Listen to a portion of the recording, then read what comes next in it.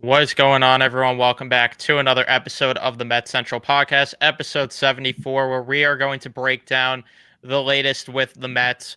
They just wrapped up a series with the Royals a couple days ago, so we're a bit late to that, and it's probably a little bit more irrelevant, but we'll still talk about it just because it's the most recent series that occurred. We'll talk maybe about some trade deadline stuff, amongst other things, as they are half a game back from first place in the division going into the All-Star break. I believe 2 games back at the top wild card spot. So right now, there's not a big difference between the division, the top wild card spot, which is interesting, just with the way the standings are. But we're going to break it down, talk about it. Before we jump into everything, I ask that you please leave a like on your way in, or if you're watching on replay, subscribe if you guys are new to the channel, especially if you're Met fans, and turn on your notifications so you know when we upload or go live on the channel. We will get to your comments, questions, and everything in the chat throughout the episode. We're not ignoring you. We're probably going to get some more comments throughout this episode just because it's going to be a little bit more laid back with the All-Star game festivities that just occurred as well, which we'll talk about since, there's stuff that people are talking about with Pete Alonso, how he got robbed from that whole thing. Honestly, I think we'll just start with talking about the All-Star game, which definitely one of the better All-Star games, honestly, we've seen. I forgot that they do a swing off if it's tied. It was cool to see it. I get that it sucks that we didn't get to see Pete Alonso do the swing off, and I get people are upset about Edwin Diaz not looking the sharpest, even though, I think he was fine. It was really more about when he came into the game. And then on top of that, Pete Alonso being robbed potentially of the MVP of the All-Star game. I can tell you right now, my thoughts on that. I agree with the fans saying that's stupid, that you have the voting for the MVP. Kyle Schwarber was 0 for 2 in the actual game. Pete Alonso hit that home run to get them started for the NL. But all I could say is, honestly, I really don't care that much because it's an exhibition. If Edwin Diaz is going to blow games, let it be in an exhibition game. If stuff like that. If Pete Alonso is going to get robbed of an award, let it be an exhibition award and let him win potentially some real hardware in the fall. That's just my thought on that. But Matt, I'll let you jump in. Just your thoughts with the All-Star game and everything before we start talking about the Mets in general. No, the All-Star game was fun. Yeah, and it was definitely one of the funner All-Star games, probably in the last couple years. I know the last couple haven't been exactly great, but I mean, at least for me, and I'm pretty sure everyone in the chat's going to agree, but the MLB All-Star game is the best All-Star game out of every single sport left. Because I mean, I used to like the NHL All-Star game, but then they screwed that up. They messed around too much with that. Skills competition's garbage now, and the 3-on-3 game, I can't watch that. The NBA All-Star game, there's like no defense played whatsoever, and does anyone really care about the Pro Bowl at all in the NFL? Flag No. football being played, Yeah, pretty much, yeah. one. No one really cares about that. But yeah, no, listen, like I said, the MLB All-Star game was pretty funny. I mean, you had the National League yesterday jumping out to an early 6-0 lead. You obviously have, Pete Alonso hitting that 3-run shot. And then the American League, of course, had to, make it closer at the end. They crawled back basically. You had Brent Rooker hitting a 3-run home run for Andy Rodriguez in the later innings. And then you had Robert Suarez coming in the ninth inning, and he gives up back-to-back doubles in a run, and then Diaz is put in a tough spot, and I don't get why people are complaining about Edwin Diaz. Like, guy got put in a tough spot. He had a one-run lead with a guy on second base. He got the one out, and then the Steven Kwan hit that he got, it was just a little tapper to third base, which it was good hitting by him. He just put it in the right area, so it's like, whatever. I don't care. Like I say, if Diaz is gonna quote unquote blow a game, at least do it in the All-Star game, in a game that doesn't matter. I mean, listen, and then the Pete Alonso one, it's like, I really couldn't care less if he won the MVP or not. I mean, sure, listen, it would have been cool if he did. Listen, he hit the 3-run home run. It was nice to see, but at the end of the day, the All-Star game MVP doesn't mean anything. And listen, good on Kyle Schwarber. He was called upon when his team needed him, and he came up clutch. 3 straight home runs in the swing off, and hopefully he'll be doing that next year at Citi Field more often when he's wearing a Mets uniform. But yeah, I mean, listen, like, honestly, like I said, like, the All-Star game, it was fun, cool, but anyone like really like looking into these things seriously, and then the whole Juan Soto thing, which, yes, realistically, Juan Soto should have been an All-Star. He didn't. It is what it is. Like I said, for Soto, just use it as motivation. Go off in the second half and destroy baseballs, hit more home runs, hit more extra base hits, and be more clutch for this team as we come down the stretch, closer to the postseason. So that's really all I have to say. Yeah, I agree there. And like I know there was like managerial malpractice throughout the entire event, but again, it's an exhibition game. And the one thing I will say about Dave Roberts though is I appreciate that he got everyone involved in the All-Star game at some point because there a couple of years ago Edwin Diaz went and didn't even pitch and I was very annoyed because I was watching the entire game waiting for him to pitch just for him to not pitch at all. And I thought the same thing was about to happen. So I was just glad that I got to actually watch him pitch. David Peterson as well. He looked good in his inning of work there. So that was nice to watch. It was just nice to see the Mets have so many participants in general to where, you had something to watch at least most of the time where, if you're a White Sox fan, you watch Shane Smith pitch an inning and you could pretty much keep the TV off outside of that and the swing off because the swing off was entertaining. So at least from that perspective, we can't complain. And yeah, hopefully, I'm right there with you, Matt, who was saying it before. I'm right there with you guys. I want Schwarber and Queens next year. But with that said, there is actual baseball to talk about as the Mets head into the All-Star break. Like I mentioned, in a pretty decent spot, all things considered. I still would have liked for them to have win that series against the Orioles, and I was hoping that they could salvage, kind of, I should say salvage, but make up the fact that they lost that series in Baltimore by sweeping the Royals because they were in such a prime spot to do so. Unfortunately, they did not, which, we'll get into the game by game breakdowns as we always do here. But overall, the main thing has been just tread water to this point, and they've done a good enough job of treading water. The only thing I do worry about is, which they're not that far behind, they're 2 games back of the Cubs, but I do worry about trying to catch up and be towards the top because to me, I want that bye. I really want the bye come the postseason.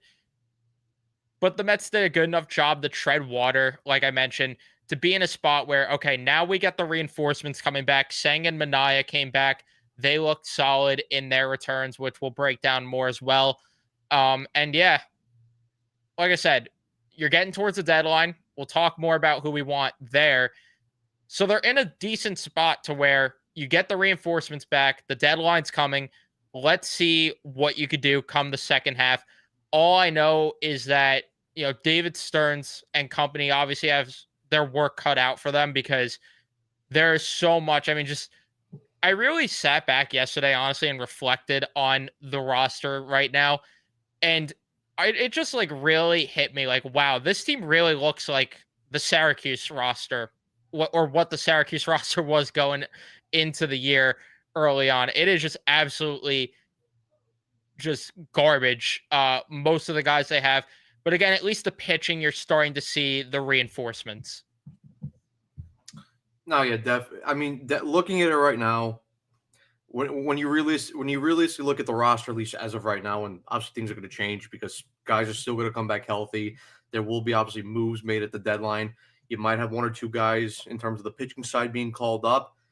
Listen, in terms of the roster right now, is this team capable of winning a World Series just on the roster, as I said, currently right now?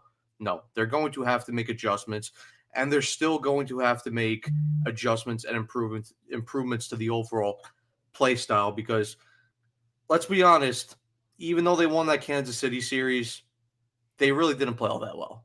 They really didn't. And basically the reason why they won that series in Kansas City was the recipe of what they were doing earlier in the year where they got really good pitching. Aside from maybe 1 or 2 guys, I know Braziban didn't have a great appearance in the first game of the series where you basically just gave a fastball right down the middle to Bobby Witt to let him crush that to put the Royals up 3-1. But pretty much other than that, every other pitcher pitched pretty well. I mean, Senga, even though he didn't pitch for that long because he was kind of on a limit coming back, he looked good. Clay Holmes was solid. He wasn't perfect, but he was decent. Sean Manaea, I thought he looked very good coming out of that bullpen in the last game of the series. And then even Frankie Montas, look, I mean, for Montas, even though he went into that sixth inning and he kind of struggled a little bit through the first 5 innings of that second game. He looked very good as well. So good to see that at least the pitching side is getting more healthy. Obviously, the bullpen is going to need more help, and they're going to need more help in general, just because we pretty much have two guys that are. Well, one guy's for sure confirmed he's not coming back for this year. The other guy, it doesn't look good for him because we got the news, obviously, that Nunez is going to have Tommy John surgery. So speedy recovery to him. It sucks that, this is going to be a second Tommy John surgery.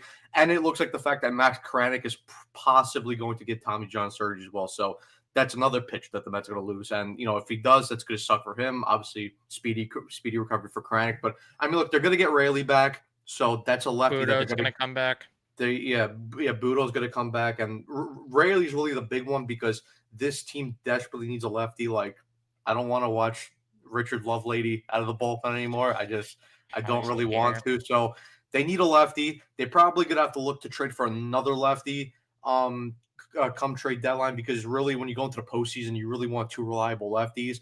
I know if Minter didn't get hurt, you would have had that nice little duo of Minter and Raley in the bullpen, but things don't work out perfectly in the world of baseball.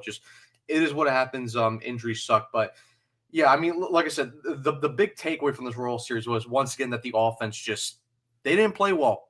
And apart from a couple big swings here and there, obviously we'll talk about, Vientos. He had a very big series, and hopefully this gets him on track right now because, going towards the All-Star break, I mean, not the All-Star break, going towards the trade deadline, there was discussions of, okay, is Mark Vientos going to be on the roster by the time the trade deadline passes, or, is he possibly going to be moved in a package for a better player and for a bigger impact bat? So hopefully he starts to turn it around.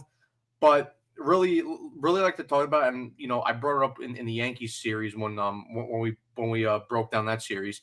I said, listen, it's all cool and well that the offense for that series decided to go off and start to hit home runs and start to be clutch with bringing in guys with runners in scoring position. But I always said, for me, I'm not going to get too excited unless we start to see it more consistently and it carries over from series to series. And we saw it in Baltimore.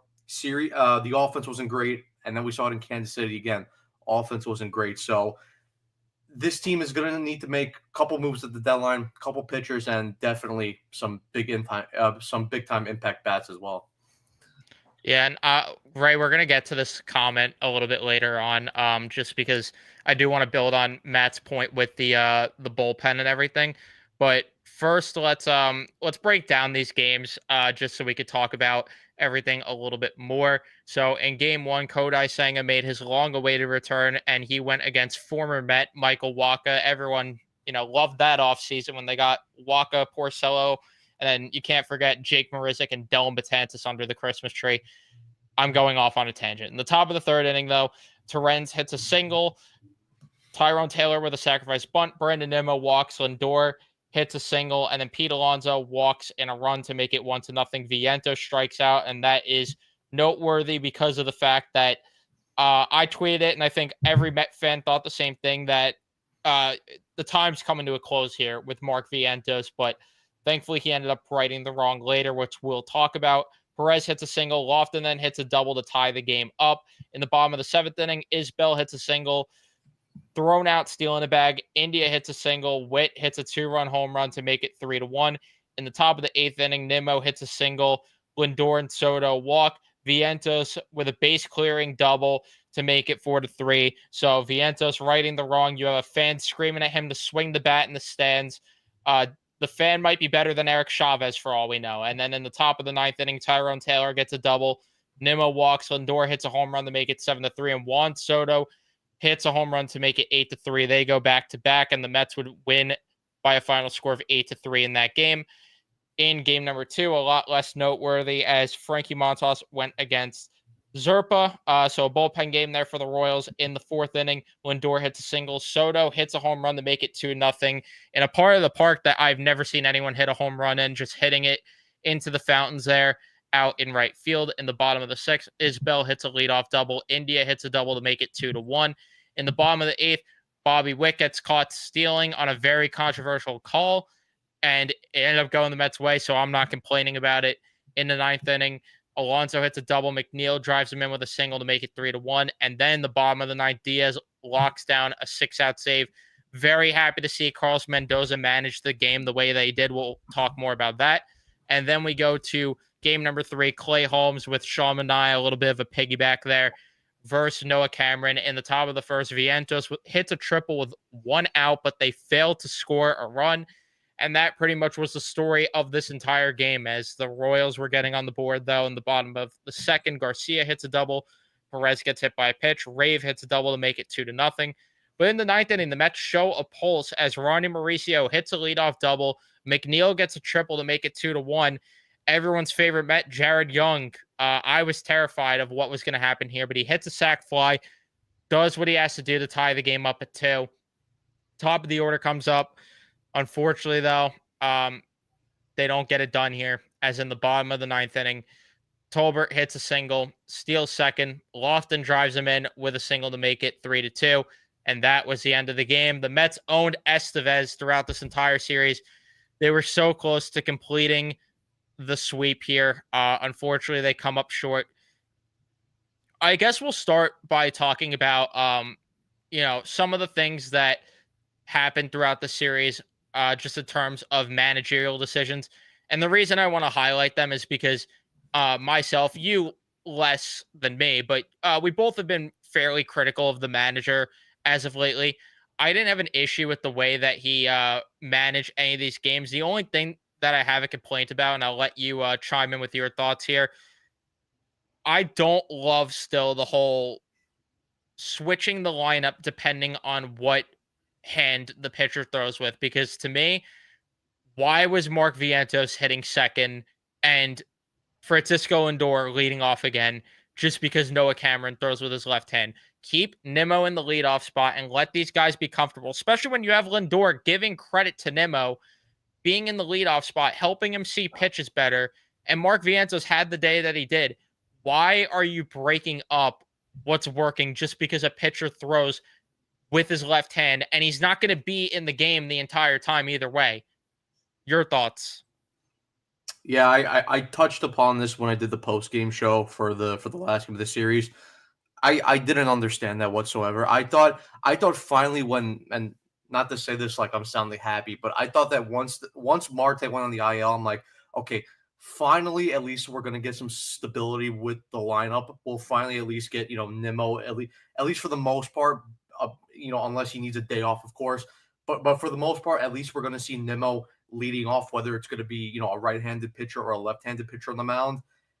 And we got to that final game, and all of a sudden, the lineup changes to where, like you said, Lindor's back in the leadoff spot. Vientos is in the 2 hole. Obviously, Mendoza leaves Soto and Pete in the 3 and 4 hole, and then Nimmo's down in the 5 hole.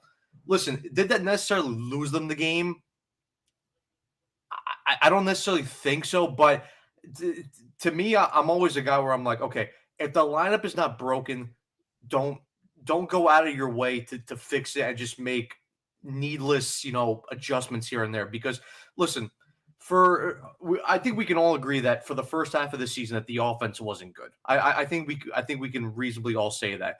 But at least for the last couple series, and I know that the offense necessarily wasn't great in the Baltimore series and the first teams of this Royal series, but for me, at least they were looking a bit better than what they were for the majority of the first half. So I didn't see the reason to go and make that small little adjustment to put Nimmo back in the 5 hole, put Vientos in the 2 hole, and then Lindor back to the leadoff spot. For me, like I said, if something is working for now, just let it be for now, and let them develop chemistry and let them develop flow as a lineup. Because I just for whatever reason, for at least this year and at least maybe the last couple months, Lindor hasn't exactly looked great in the leadoff spot, and maybe that's kind of I know maybe he's still dealing with a toe injury, maybe a little bit. Vientos, even though he had a good series, there's no justifiable reason to put him in the 2 hole just based off the stats and performances that we've seen last year. And then Brandon Nimmo, this is a guy that was performing so well in either the leadoff spot or the 2 hole. Why are all of a sudden dropping him down to the 5 hole, where we see that he's not really comfortable in that spot, and he works a lot better, when he's up in the lineup and he's making these opposing pitchers work and getting his pitches, to drive them, earlier in the games. So for me, I didn't get that decision, and I don't agree with it whatsoever. Yeah, who knows if it would have changed the outcome of that third game? We'll never know now, but it's really more just one of those things where the principle of it is just like, okay, why are you not letting a lineup just develop chemistry and letting it just, have natural cohesiveness? And instead, you're forcing something just because a pitcher that's not going to be in the game the entire time throws with a certain hand. I That's one thing, and we're gonna talk about this when we talk about relievers too. Come the trade deadline, everything. It just annoys me so much the fascination that in the baseball world that's like you need to have certain things go certain ways. Just because guys throw with their left hand or throw with their right hand. Good players, if you get good enough players, that stuff doesn't matter. Like it really just that's the bottom line. If you have good enough baseball players, that stuff does not matter at all. I mean, it's the same thing. It's my whole rant with Richard Lovelady still being on the roster.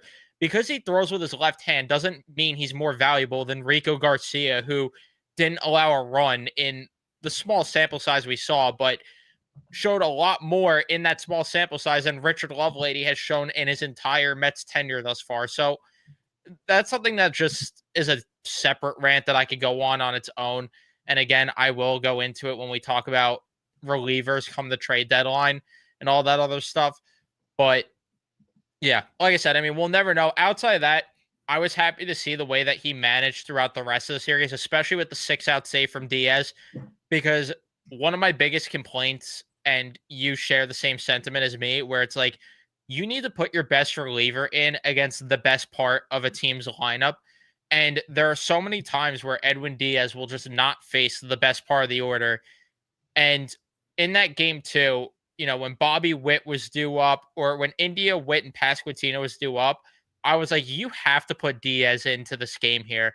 And thankfully he did, which he walked Witt. It almost ended a little bit bad, but still, I would rather go down with Edwin Diaz trying to get that 6 out save than going about it the other way. And then in terms of the way that he managed the first game as well, no issues there. I thought that he did a good job there. And I think that limiting Senga to 4 innings was the right move. I had no issue there. I didn't love pushing Carrillo 2 innings, but it worked out. And it's not like something where I would have been really pissed about it. Chris Savensky is proving that he might have something of worth down the stretch here, kind of as like a Phil Maton light type thing where you could get him to face the bottom of the order type deal, and that's about it. But the problem's going to be if he faces the top of the order.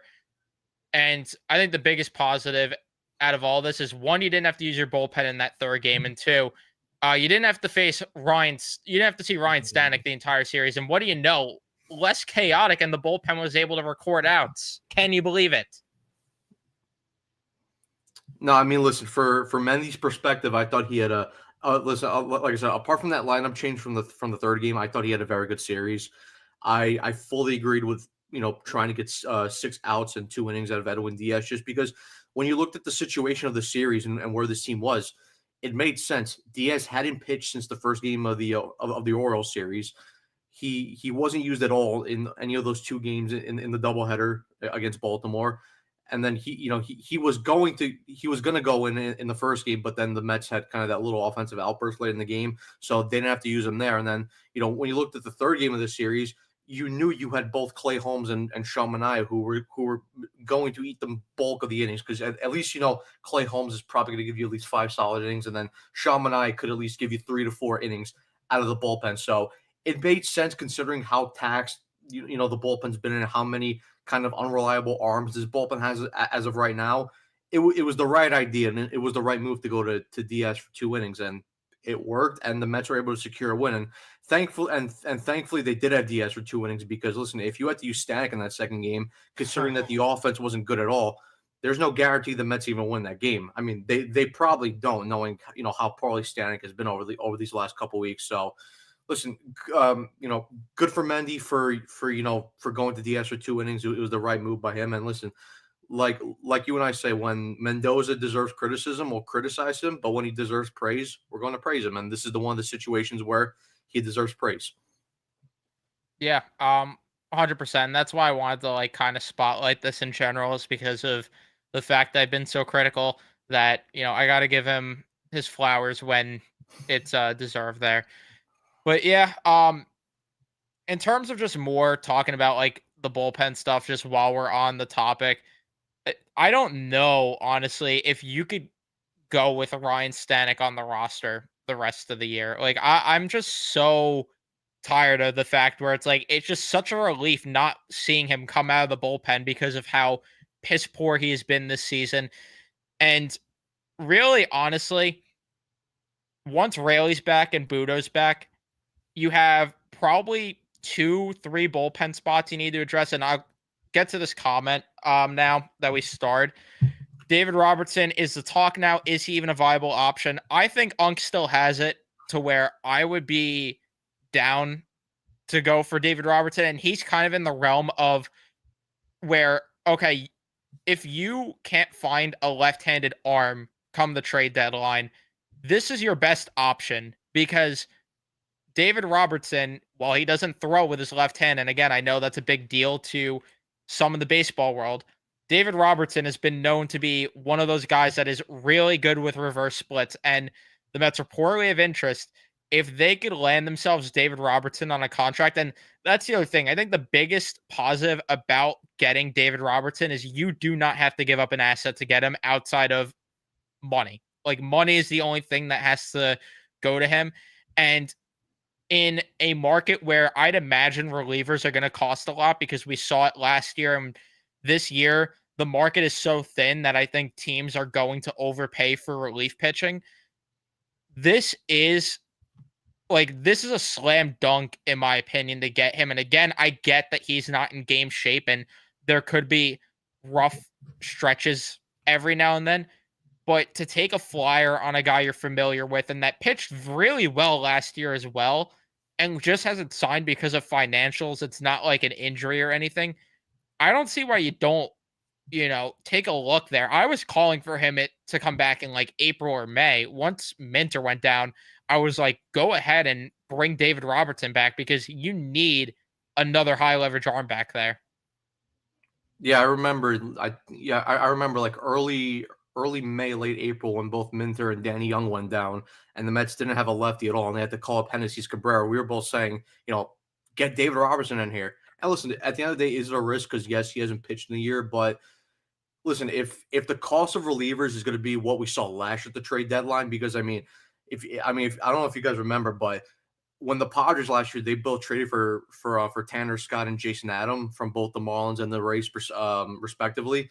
They gave up a lot for those two in terms of prospect wise. So, and listen, now concerning the MLB playoff format, it's a bit different now because one, there's a lot more teams that think they're still in it, and there's a lot more less sellers. So pretty much now the trade deadline, for the most part, unless we might get an off year, the trade deadline is not really a seller's market. It's not really a buyer's market anymore. So, and again, it's not a guarantee that the price for relievers is going to be as high as what we saw last year, but there's a good chance it will be. And like Evan said, if you can't find a lefty for a very good price, David Robertson is a very good option because, and the stats break it down. He's very good against both sides. I mean, against lefties last year, 145 average, 234 on base, a 231 slugging. Against the righties, a 248 average, 329 on base, and a 324 slugging. So he's able to get both left-handed hitters and right-handed hitters out respectively. So, and listen, I don't,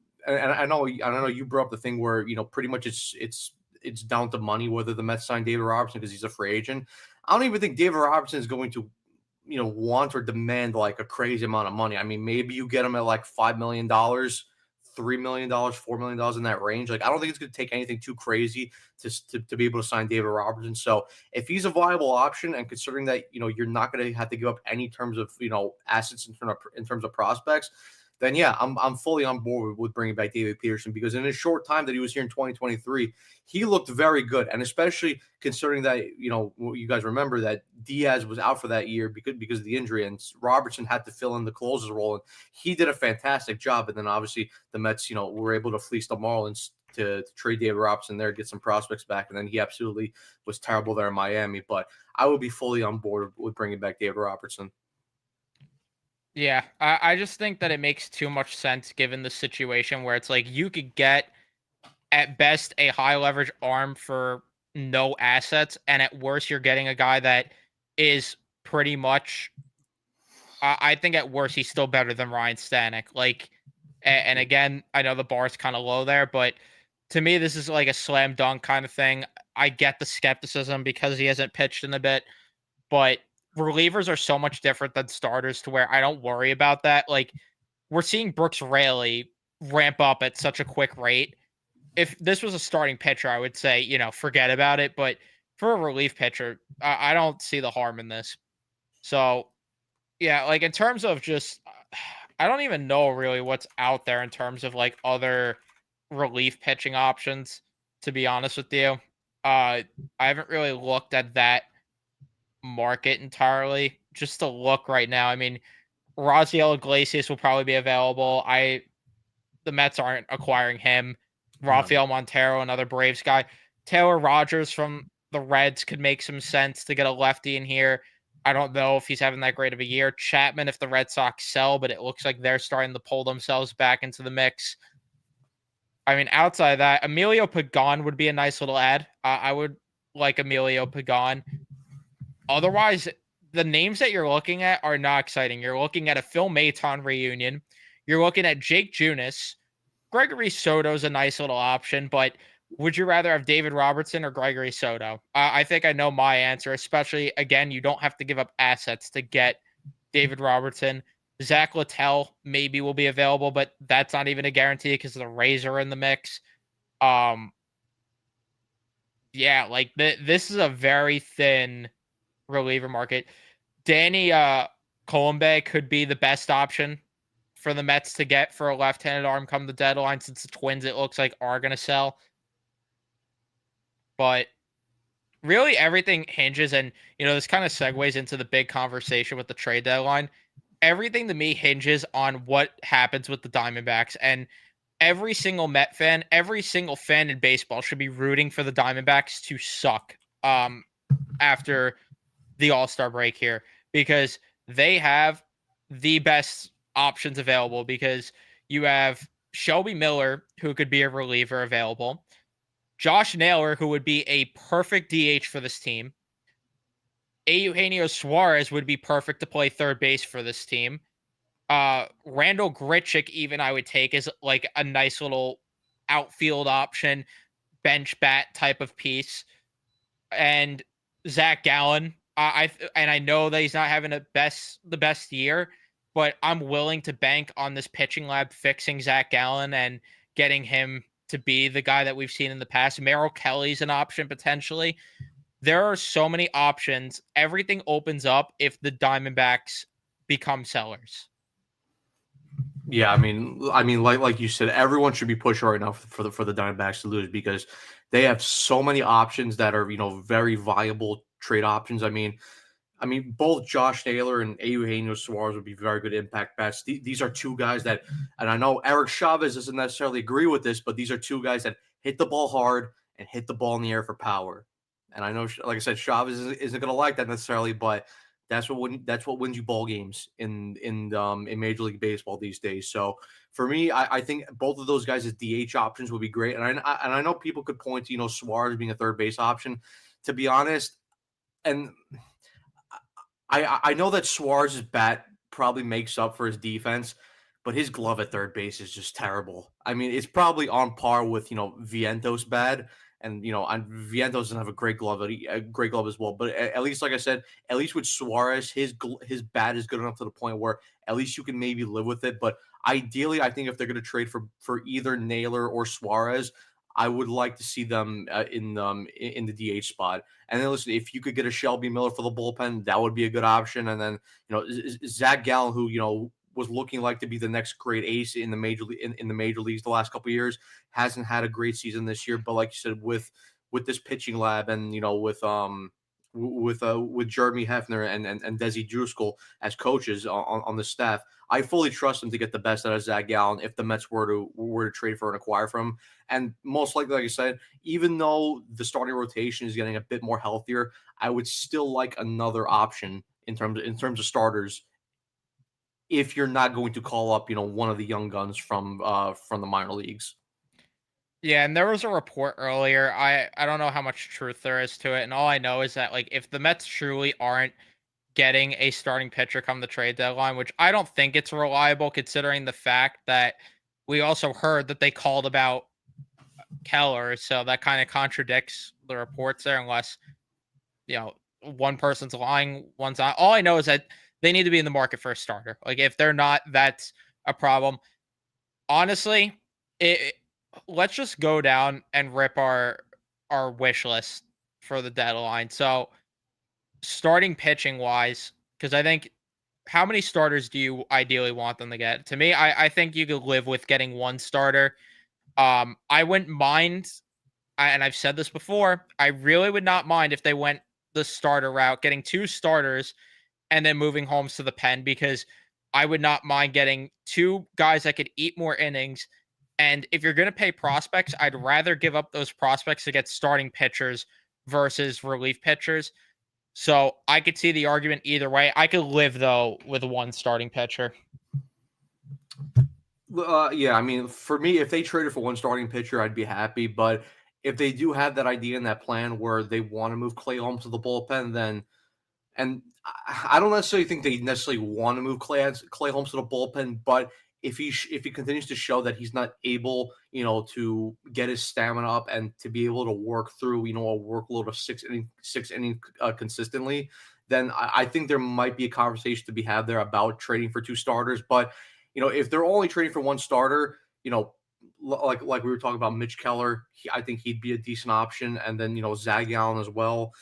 I mean, just looking at other teams, I mean, there's really no one from the Orioles I'd be interested in. The White Sox don't have really anybody. I mean, I would have to look. I would have to look a bit more into it. Who's going to be available? But I know maybe you could maybe I don't know who. I know we talked about before that Severino could be an option as well, depending on the whole athletic situation over there. And it probably looks like he's going to get moved, depending on if a team could agree for another team to take some money on. But I don't know. We'll see. But to me, my probably two favorite options right now would be Zach Gallen and Mitch Keller.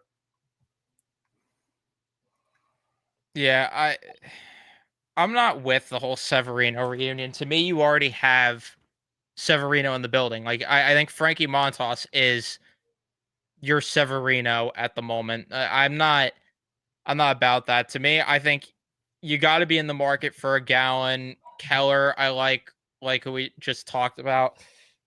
I Even I think we brought him up last time. But if the Royals are going to fall out, Seth Lugo again, he'd be a good option to get as well. Seth Lugo. I'm trying to. I just blanked when I just had a name, and I don't know why. I just completely blanked. I mean, there Zach Eflin. I know it's not going to be a popular name to some. I wouldn't mind Zach Eflin because again, I think you put him in this pitching lab, he could be fine. Tyler Anderson could be a name as well. Um, Nick Martinez. I know that that's another name people won't like, but I think that he's a guy that again, this pitching lab, you get him in here, it could really change things for him. Sandy, that was the name that I was thinking of. Sandy, Yeah. I wouldn't mind Sandy. I don't know if the Brewers are going to move Freddie Peralta because there's still rumors that they might, just because they might not get a contract done with him. And if that's the case, I mean, the Mets should be all over that. To me, my wish list, though, if I have to pick a name right now, and a lot of it is because I really want them to get a bat in the steal as well. I want them to get Zach Allen because I think that's the highest upside as well. And again, you could get a quality bat with Zach Allen. Yeah, I And mean, yeah, I mean, I'm just looking also at some other guys. I mean, the there's another Guardian. name. Yeah, Edward Cabrera, he was mentioned too. I know he left the last game with an injury, so I don't know what the update is with him. But I'm just looking. I know the Guardians haven't had a great year, and this was someone that we talked about possibly getting him in the offseason, but he has a player option after this year. Shane Bieber could possibly be another option as well of acquiring him. He has $10 million this year, and then a $60 million player option next year before he hits free agency. So Has he even maybe started rehab? I think he hasn't pitched this year. No, I thought he did.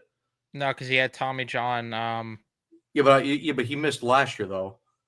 Yeah, but it was also going into this year, the injury. Yeah, he hasn't pitched this year. Oh, okay. He So first, I mean, he started rehab. He's pitched 2 games in rookie ball and hasn't allowed a run. So if you want to go for banking on something, I mean that okay. is an option, but you're not getting him until October. And the other problem is you're not getting Shane Bieber at his best because realistically, he's not going to be where he was until next year. Like you'll get 75% of Shane Bieber probably at best, which I would still take on this team.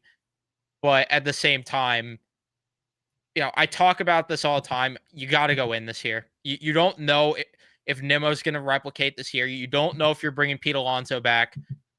Lindor's, you don't know how much time you're going to get good play from him. You got to capitalize here. You just have to. Um, but yeah, in terms of that, like I said, my wish list right now, if I was to just quickly, gun to my head, construct one, I would ideally like David Robertson signed, Gallen and Naylor in a package deal coming here, and then some sort of backup infielder type player, and maybe one more lower leverage arm like a Gregory Soto type. That would be my wish list, and I know it's a lot, but I still think we need a center fielder too. that is true. They do need to Yeah. get a center fiilder. And I know So much. And I know Byron Buxton pretty much took himself off the market yesterday because he said he has a trade. Yeah, he has a no trade clause, so and he wants to finish his career in Minnesota. So that would have been a nice add, even though he does have some injury history with him. But his bat and his defense are just so good. I would have loved Byron Buxton here, but I mean Cedric Mullins is an option also. I mean we just saw him when the Mets played the Orioles. Brian Reynolds could have been an option, but apparently he doesn't like to play in big cities. So I guess good for him. Stay with the Pirates for the rest of the year. For the rest of your career, it is what it is. I mean, yeah. I mean, Brian said Jaron Duran was an option, but considering, like Evan brought up, the Red Sox have just wheeled themselves back into a playoff race. So I don't know if they're gonna be willing to give him up. So it's gonna be. Listen, David Stearns has plenty of work to do this trade deadline. It's gonna be a busy one, and the big thing is that I know we still have PTSD of 2022. We have PTSD of the Rangers 2024 trade deadline. And we always say this when you're in a position to win and considering what the makeup of the roster looks like, you have to go all in and you have to make the necessary moves in order to put this team over the top. And listen, I get that you don't want to get fleeced and give up an unreasonable package for a guy that's probably not worth it. But you know, at the end of the day, you're going to have to balance it out. You're going to say, okay, maybe we are overpaying a little bit, but this is a player that could take us over the hump. And maybe that example is a Zach Gallen or a Suarez or a Josh Naylor package. But all I know is this team does have to be aggressive. And I mean, even another trade option could be another catcher because Luis Torrens really hasn't looked the same since Francisco Alvarez has been sent down and since he took over the workload of being the starting catcher. I know we all love Hayden Singer as Whole Foods man, but he's a backup catcher, third catcher at best. And I know there is the Francisco Alvarez talk that the Mets might look to bring him up. And I know we probably might touch upon this, but he was this was the thing I was fearing the most when they sent down Francisco Alvarez because I always said they're gonna send him down. He's gonna start mashing. He's gonna start hitting home runs. He's gonna start pulling the ball in the air, hitting the ball hard, and then they're gonna call him up, and then Eric Chavez is gonna get his fucking hands on him, and everything's gonna be reversed to what we saw back when he first was sent down. I'm so afraid with Francisco Alvarez that we're going to get in the cycle that we saw with Brett Beatty, where he mashes a triple A, but once he comes up here, it's the same old, same old. But Matt, that doesn't matter because his batting average is low. So it I doesn't matter know. that he's hitting home runs. That was just stupid of you to say. I don't know if we could have you back on the show anymore, to be honest with you. All jokes aside, though, yeah, I wouldn't be opposed if they looked at a catcher. Like I said, in our group chat, I would take a look and see what it would take to get Shea Langoliers. I wouldn't overpay to do it because I don't think a catcher is as much of a need as other positions. But I wouldn't hate if they took a look there. All I know though is that these are options I would look at for center field. When I saw Bader's name though, please no. Please no. Do not go back to the well there. That is like the Rangers doing the Tyler Mott reunion again. Um, cool guy, cool vibes guy, but no, just you need to do better than that for center field. Unless you're getting like a true big impact bat, then you could live with getting a lesser center fielder, but they got to get a center fielder that can hit way more than Bader. Yeah, I don't think they're going to bring back Bader. I don't think so. I think Stearns looks at what this team needs, and listen, I get it. You do want a good glove in center field, but considering what this team has currently for options in center field specifically, and this is not looking at guys like McNeil, because I know he can play there, but primarily he's not a center fielder. Because I mean, okay, because pretty much you have the same two guys. It's just Siri hits for more power than Tyrone Taylor. Both have good gloves, but both aren't great hitters. And then basically, if you're gonna trade for Bader, you're gonna DFA one of those guys, and it's probably gonna be Taylor, considering that Siri has another option for next year. But we saw what happened to Bader come playoff time. Like, sure, he gave you the good defense, he gave you the good glove in center field, and he gave you the speed on the base pass. But I mean, even the speed kind of canceled out, because unless you're getting on the base pass, and Bader really didn't get on base at all in the playoffs last year, the speed really doesn't matter at all. So I don't think they're gonna go. I don't think they're gonna go back for Harrison Bader. I just don't see it for me. Yeah, I just don't see it either. It would be a mistake. Uh, Outside of that, I mean, do you have anything else you want to touch on this episode before we wrap it up? Because I would do the series preview, but we don't have the pitching matchups, so it's kind of pointless to go down that route. Yeah, I mean, I don't think there is anything else to touch upon other than, I mean, David Wright yeah, getting his number retired, David and Wright today on Saturday. So, we'll be in the ballpark. So if any of you guys, watching here, you want to come say hi to us. I know a lot of people don't really watch us, but if you do see us, then come up and say hi. We'll be willing to talk. So, but yeah, it should be fun on Saturday. Hopefully, maybe there is a chance where Wright gets his number retired, and then there is a little ceremony to maybe give Lindor the captaincy, which I know that's a rumor that's been thrown out there the last couple days, last couple weeks. So, we'll see. But should be a special day for David Wright. I mean, the guy fully deserves it, and it sucks that his career was kind of cut short a little bit with the back injuries, because realistically, if he was able to play out his career fully without health, he probably would be in the Hall of Fame. And especially, it does suck considering that a big chunk of his career was played, or his whole career was played under the Will Ponds regime. But I mean, even the Will Ponds regime at Citi Field, where they barely spent any money at all. So because David Wright should have been given the opportunity to play under an owner like Steve Cohen. Give him a chance, to be in the playoffs regularly. Give him the chance to win a World Series. It's just it sucks how it is, but hopefully for his day on Saturday, he gets a nice day, and I'm sure the crowd's going to give him a nice big greeting on Saturday. yes, Brian, it is on Saturday, and the MLB might have teased that a passing of the torch could be happening Saturday. I don't know how true it is. I was thinking about it yesterday too. I was like, are they actually like are they really gonna do a passing of the torch ceremony? And then the video dropped of Lindor and that Captains of the Mets video. So maybe I don't know. I would love it. I would love if it happens, and it would be the perfect way to announce Lindor as the captain. But we'll see. Like I don't know. Like this part of me that's like, is it the right thing to do on David Wright's day? Like, shouldn't it be more about him than naming Lindor the captain? But at the same time, David Wright's just that kind of guy where it's like, he's so humble to where he won't care and that sort of thing. I don't know, but it would be really cool if he gets named captain on Saturday. I would absolutely love that.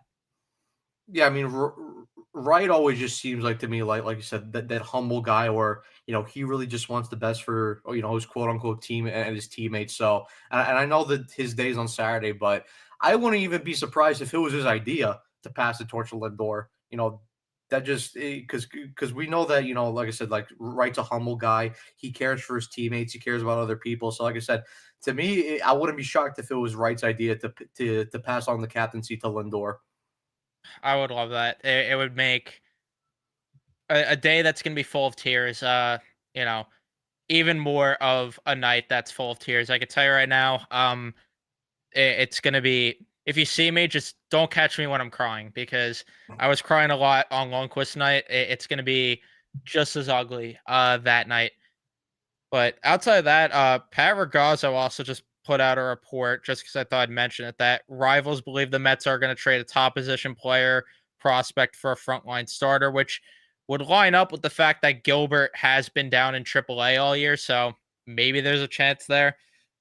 So we'll see. We'll see what happens there. There's still a couple weeks to go until the deadline, and we'll be here to talk about any news that does break, anything that happens.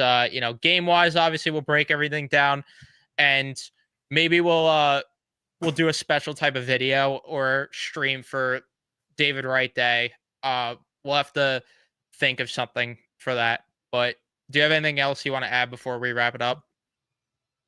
No, I mean, we're pretty much in the little mini stretch right before the trade deadline. Four more series, so close it out. Have a strong trade deadline, and then it's the home stretch of the postseason, and we'll see what happens from there.